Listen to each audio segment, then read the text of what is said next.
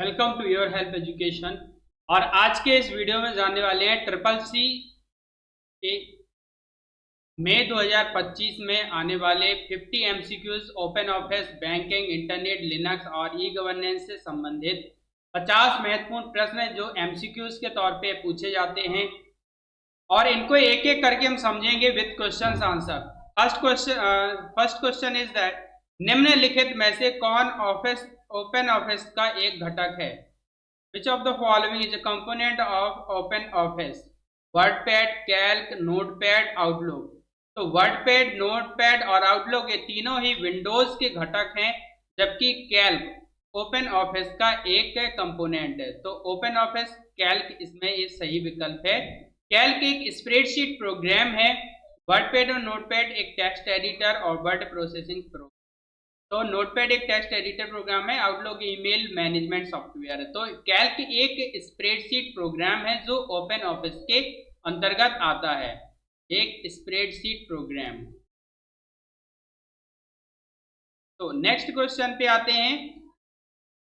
अगला प्रश्न है open office writer is used for. Open office writer का उपयोग किस लिए किया जाता है? स्प्रेडशीट के लिए, डेटाबेस के लिए, वर्ड प्रोसेसिंग या प्रेजेंटेशन के लिए?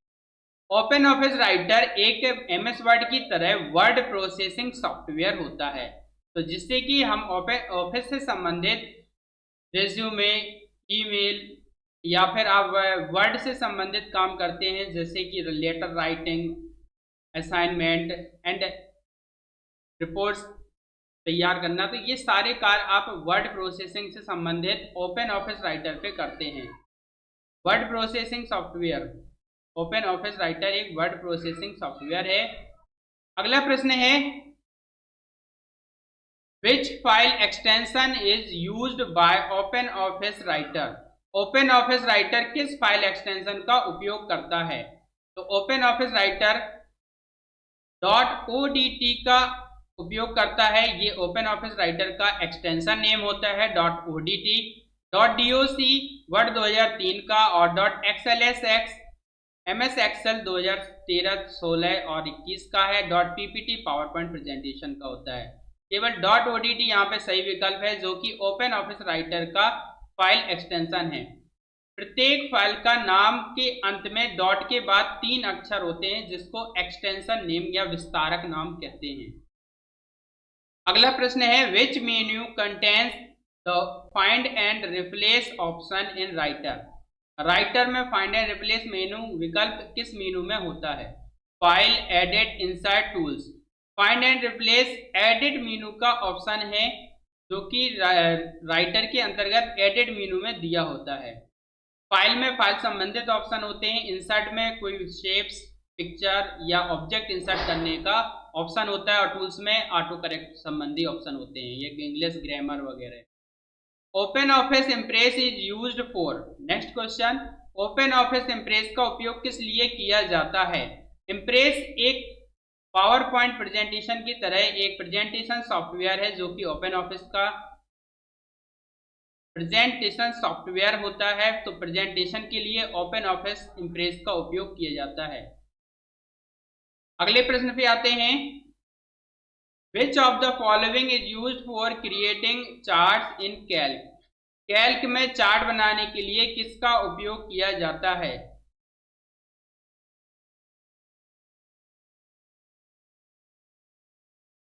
कैल्क में चार्ट बनाने के लिए किसका उपयोग किया जाता है? इंसर्ट मेनू, टूल्स मेनू, फाइल मेनू या व्यू मेनू।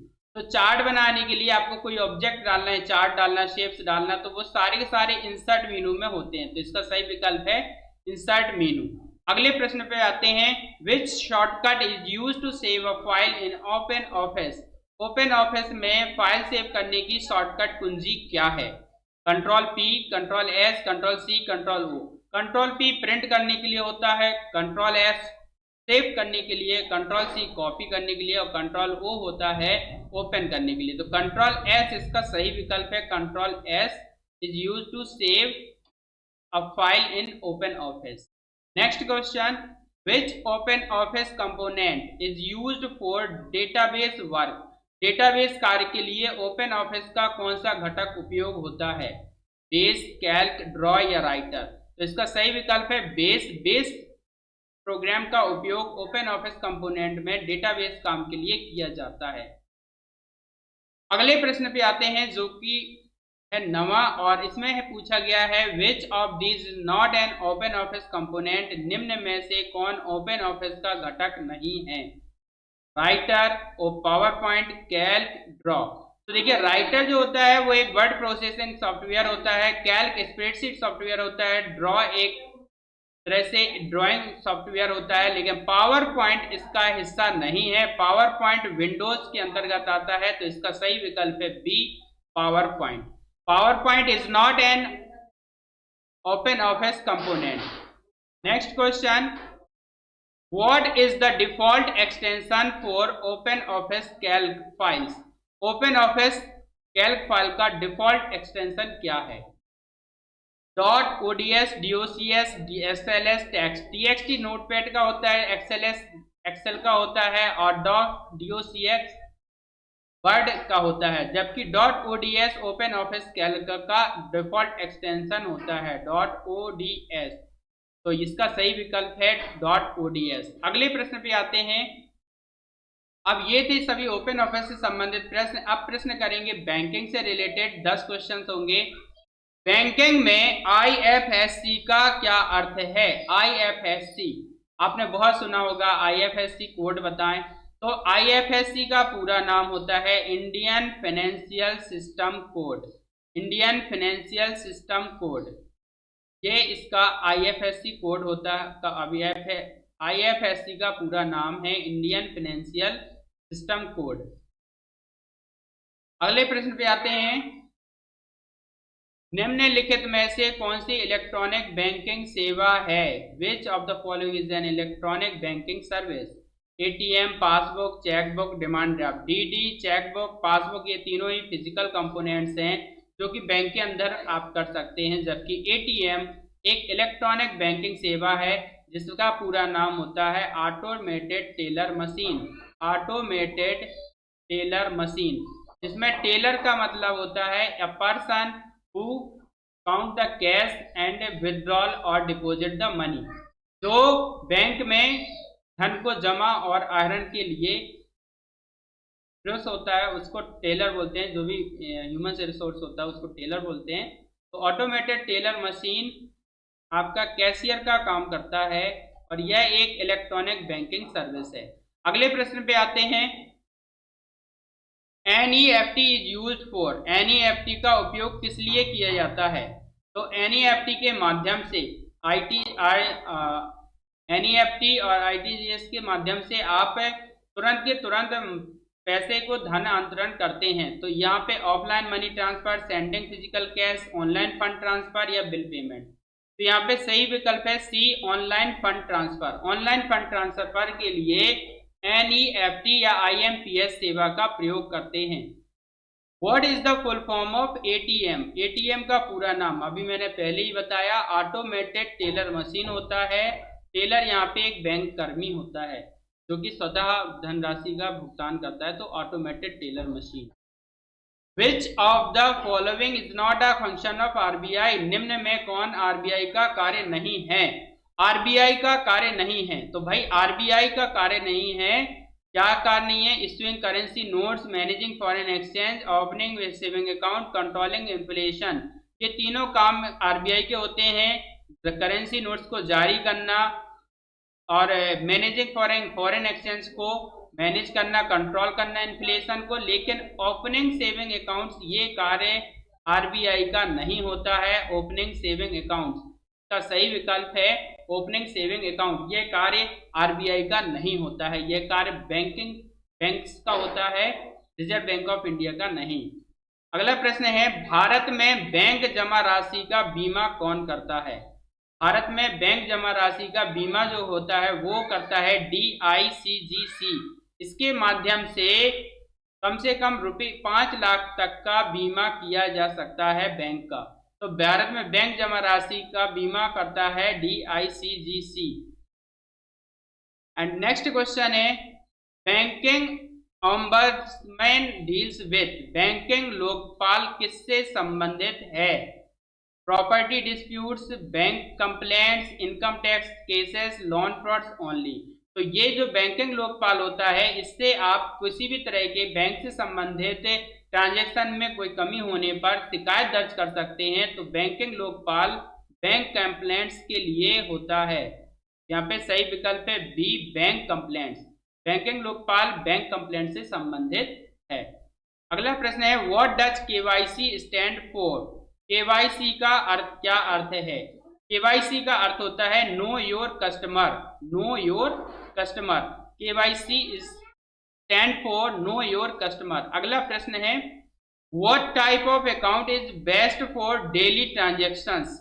रोजमर्रा के लेन देन के लिए कौन सा खाता सबसे अच्छा है? Fixed deposit, FD, RD, saving account, current account. तो रोजमर्रा के लेन देन के लिए अगर आपको ज्यादा से ज्यादा ट्रांजेक्शन करने हैं और आप कोई व्यापारी हैं तो आपको रोजमर्रा के ट्रांजेक्शन के लिए सबसे उपयुक्त खाता होता है करंट अकाउंट। इसमें कोई चार्जेस नहीं होता, दिन में आप जितनी भी दफा ट्रांजेक्शन कर सकते हैं। Next question, which is used to withdraw money using a card. Card का प्रयोग करके पैसे निकालने में कौन काम आता है? तो कार्ड के जरिए debit card, credit note, NEFT, demand draft, DD नहीं होता है, एनईएफटी ऑनलाइन फंड ट्रांसफर होता है, क्रेडिट नोट भी नहीं होता है। तो इसका सही विकल्प है डेबिट कार्ड। डेबिट कार्ड के माध्यम से आप पैसे निकाल सकते हैं। अगला प्रश्न है जो इंटरनेट से संबंधित है, 10 प्रश्न है। What is the full form of URL. URL का पूरा नाम क्या है? URL stands for uniform resource locator. Uniform resource locator प्रत्येक वेब एड्रेस में एक एड्रेस डालने के लिए यहाँ पे इस तरह से एक एड्रेस लिखा जाता है। तो ये जो एड्रेस लिखा जाता है मैं ये पूरा एड्रेस कहलाता है URL, यूनिफॉर्म रिसोर्स लोकेटर। तो इसका पूरा नाम है URL का। एंड अगला प्रश्न है which of the following is a web browser. निम्न में से कौन वेब ब्राउजर है? Google, Firefox, Bing, Yahoo. Web browser पूछा गया है तो यहाँ पे देखिए गूगल, बिंग और याहू ये तीनों ही सर्च इंजन हैं। ये तीनों ही क्या हैं? सर्च इंजन है। जबकि फायरफॉक्स, मोजिला फायरफॉक्स एक वेब ब्राउजर है। इसका सही विकल्प है बी, फायरफॉक्स है। वेब ब्राउजर एक ऐसा एप्लीकेशन प्रोग्राम होता है जिसके माध्यम से आप इंटरनेट संबंधी कार्य करते हैं, यानी किसी भी वेब पेज को ओपन कर सकते हैं। तो वेब ब्राउजर जैसे कि Firefox, Google Chrome, opera mini and Microsoft Edge etcetera, ये सभी एक तरह से वेब ब्राउजर होते हैं, ओपेरा मिनी जैसे। अगला प्रश्न है which protocol is used to transfer web pages. Web page transfer करने के लिए कौन सा प्रोटोकॉल उपयोग होता है? तो वेब ट्रांसफर के लिए होता है hyper text transfer protocol, HTTP। HTTP का पूरा नाम होता है hyper text transfer protocol, hyper text transfer protocol. जबकि अन्य जो प्रोटोकॉल हैं जैसे FTP का पूरा नाम होता है file transfer protocol, file transfer protocol. And SMTP का होता है simple mail transfer protocol, simple mail transfer protocol. TCP transmission control protocol होता है। लेकिन यहाँ पे वेब पेज के ट्रांसफर करने के लिए होता है HTTP, फाइल ट्रांसफर करने के लिए FTP, मेल ट्रांसफर करने के लिए SMTP और किसी भी तरह के कंट्रोल के लिए ट्रांसमिशन कंट्रोल प्रोटोकॉल होता है। अगला प्रश्न है what is the function of a modem. Modem का कार्य होता है या मोडेम का क्या कार्य होता है? Print document, store data, connect to internet या फ्लो म्यूजिक। तो इसका सही विकल्प है C, connect to internet. Internet से इसको कनेक्ट करने के लिए प्रयोग में लाया जाता है मोडेम को। Modem stands for modulator demodulator. Modem का पूरा नाम होता है मॉड्यूलेटर डीमॉड्यूलेटर। मोडेम इंटरनेट से कनेक्ट करने के लिए फिजिकल डिवाइस यानी कंप्यूटर को कनेक्ट करता है और यह आने वाले एनालॉग सिग्नल को डिजिटल में, डिजिटल सिग्नल को एनालॉग सिग्नल में कन्वर्ट करता है। अगला प्रश्न है which of these is an email service. इनमें से कौन ईमेल सेवा है? Chrome, Gmail, Edge, opera. तो क्रोम, एज और ओपेरा ये तीनों ही वेब ब्राउजर हैं। क्या है भाई? ये तीनों ही वेब ब्राउजर हैं और इनमें से जो जीमेल है वो एक ईमेल सर्विस प्रोवाइडिंग सेवा है, ईमेल सर्विस है जीमेल। एंड अगले प्रश्न पे आते हैं। तो सही विकल्प है इसका जीमेल।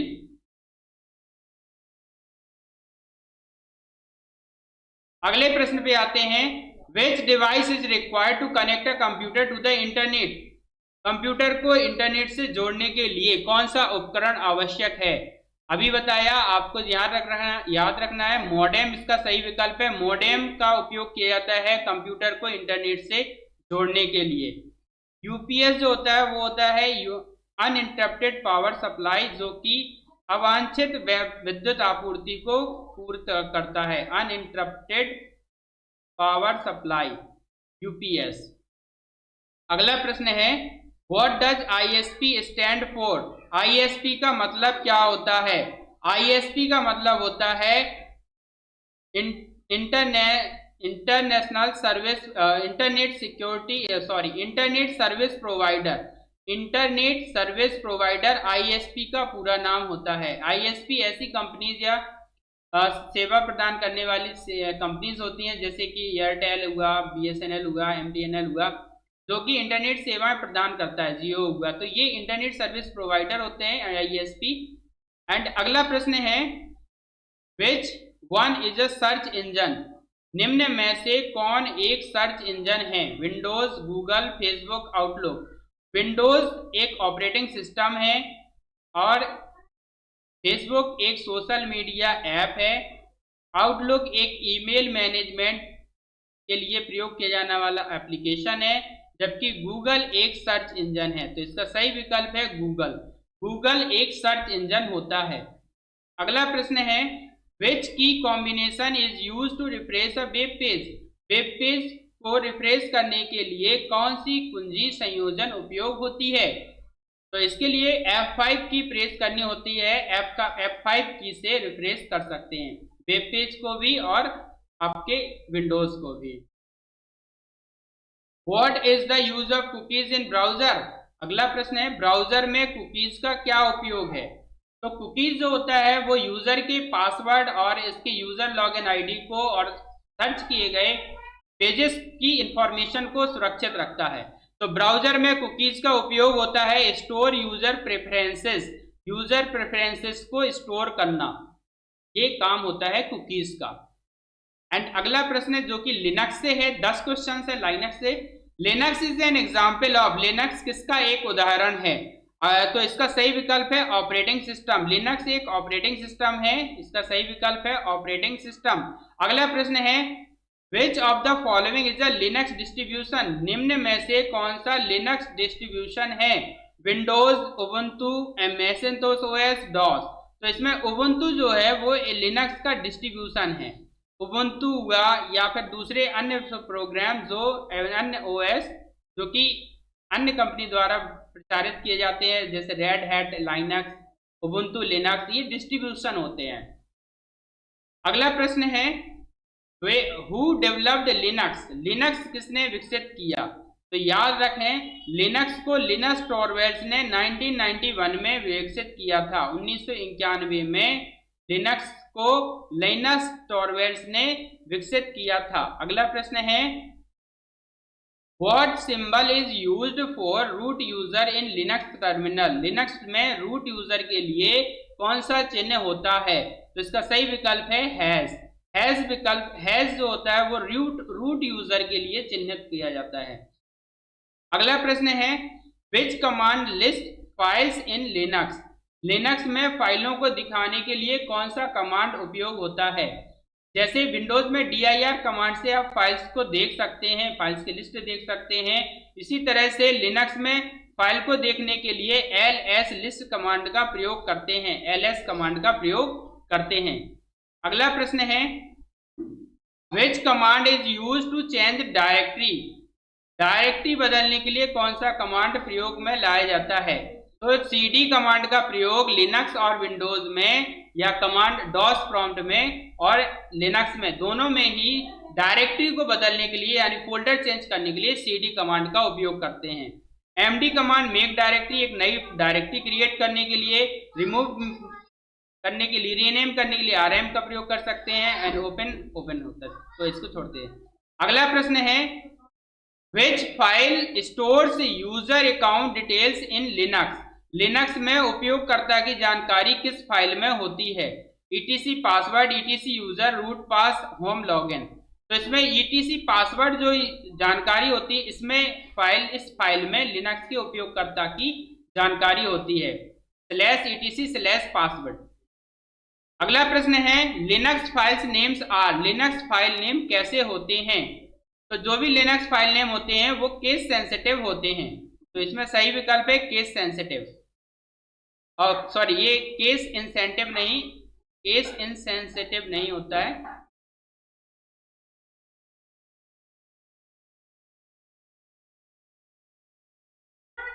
इसका सही विकल्प है केस सेंसिटिव होता है, D, case sensitive is the right answer. Linux में फाइल नाम जो होते हैं वो केस सेंसिटिव होते हैं। लिनक्स में फाइल हटाने का कमांड क्या है?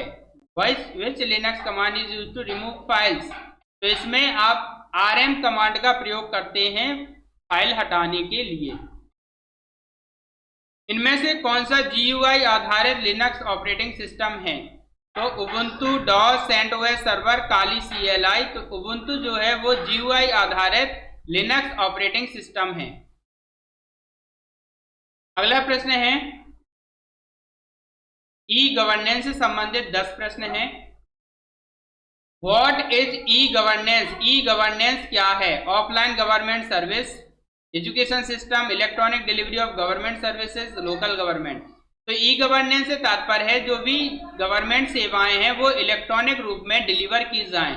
तो electronic delivery of government services e governance का कार्य होता है। अगला प्रश्न है which of the following is an e governance initiative. इनमें से कौन ई गवर्नेंस पहल है?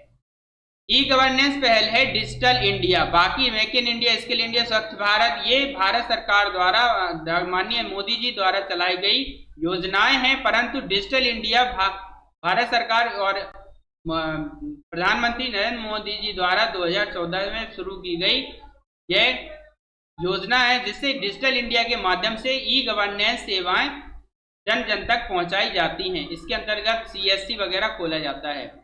What does UIDAI manage? UIDAI क्या प्रबंधित करता है? UIDAI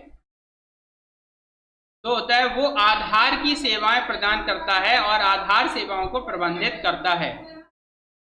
अगला प्रश्न है निम्न में से कौन सा पोर्टल कृषि से जुड़ा है? कृषि कार्यों से जुड़ा हुआ पोर्टल है ई नाम, जिसका पूरा नाम है ई नॉमिनेचर फॉर फार्मर। तो ई नाम एक ऐसा पोर्टल है जो कृषि से जुड़ा हुआ है।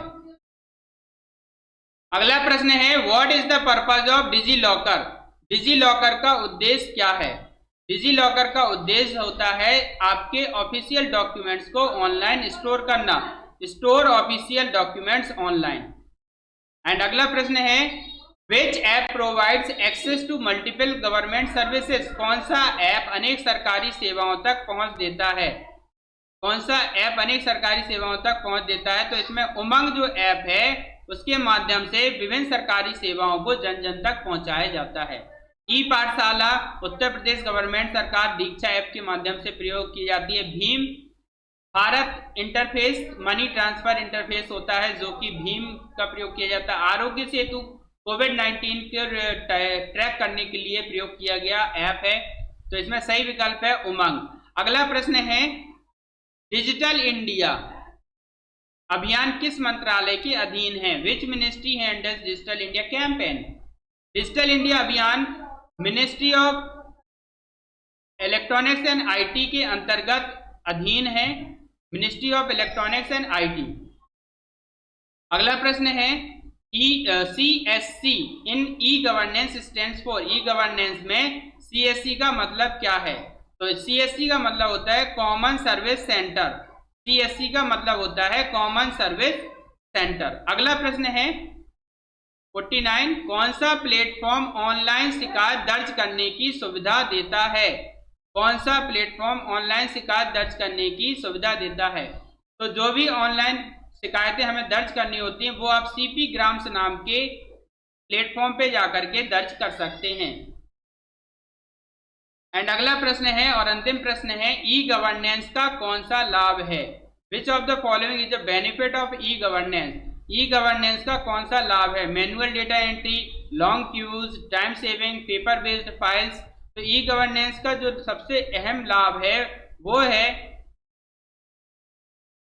टाइम सेविंग, समय की बचत।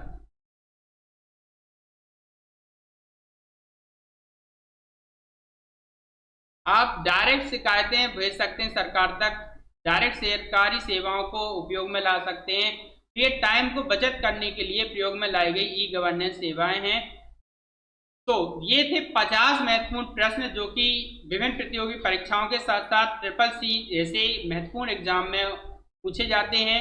अगर आपको वीडियो पसंद आया है, वीडियो को लाइक करें, और अगर आप इसी तरह के और वीडियो चाहते हैं तो प्लीज चैनल को सब्सक्राइब करें एंड अपने दोस्तों तक इस वीडियो को शेयर करें जिससे कि उन्हें लाभ मिल सके। तो मिलते हैं नेक्स्ट वीडियो में, तब तक के लिए बाय बाय।